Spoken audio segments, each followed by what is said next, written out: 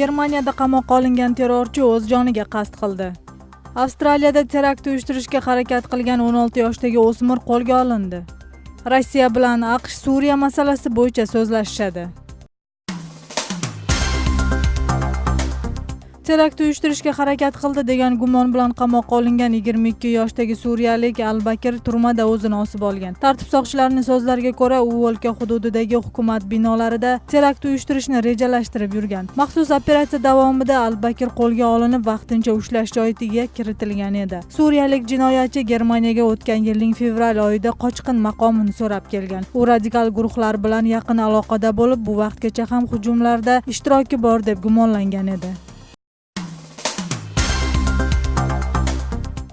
Avstraliyaning xavfsizlik xizmati 16 yoshdagi ikki o'smirni terrorchilikda ayblamoqda. Ular Islom davlati jangarilar guruhiga qo'shilib qolgan bo'lishi ham mumkin. Shuningdek, o'lka hududida terakt uyushtirishni rejalashtirishgan. O'smirlar qo'lga olingan vaqtda ularning yonidan pichoq va odamni jarohatlovchi qurollar topilgan. Ularning qayerga hujum qilishi hozircha aniqlanmagan. Hozirda qo'lga olingan o'smirlar ustidan jinoiy ish qo'zg'alib, tergov ishlari davom etmoqda. Rossiya tashqi ishlar ministri Sergey Lavrov bilan AQShning davlat kotibi Jon Kerri 15 oktyabrda uchrashib, Suriya bo'yicha so'zlashuvlarni o'tkazishadi. Shvetsariyaning Lozanna shahrida bo'ladigan uchrashuvda hududdagi vakillar ham ishtirok etishadi. Bu haqda Rossiya tashqi ishlar ministri bildirdi. Ma'lumotga ko'ra, uchrashuv Suriya inqirozini bartaraf qilish bo'yicha qo'shimcha harakatlarni ko'rib chiqish uchun o'tkaziladi. Bu vaqtgacha Lavrov CNN telekanali bilan bo'lgan suhbatida Eron, Turkiya, Saudiya Arabistoni va Qatar ishtirok etishini aytgan.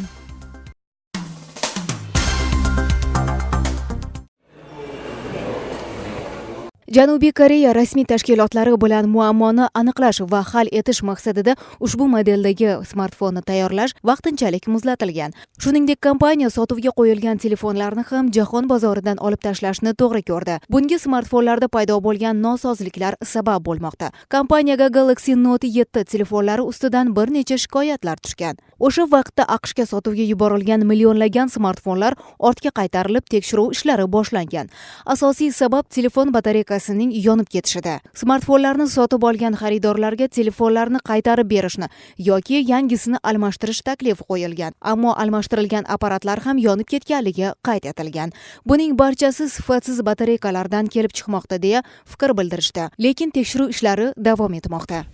Bir bo'lsa apparatlarga joylashtirilgan mikrosxemalarda ko'yg'oy bor. Samsung kompaniyasi ushbu masalalarni to'liq qarab chiqishi kerak. Ayni damda xaridorlar Samsung kompaniyasi ishlab chiqargan mahsulotlarni sotib olishdan xavotirlanishmoqda. Men o'sha telefonlardan sotib olsammi deb jatqanman. Biroq hozir biroz o'ylanib qoldim. Apparatlar sapatsiz chiqarilgan. Samsung kompaniyasi bu xatolarni yaqin arada o'nglaydi deb ishonaman. Galaxy Note 7 smartfonlarni ommaviy ortga qaytarish kompaniya tarixida hali bo'lmagan hodisa. Korporatsiyaning mahsulotlari doim sifatli deb baholanib kelgan edi.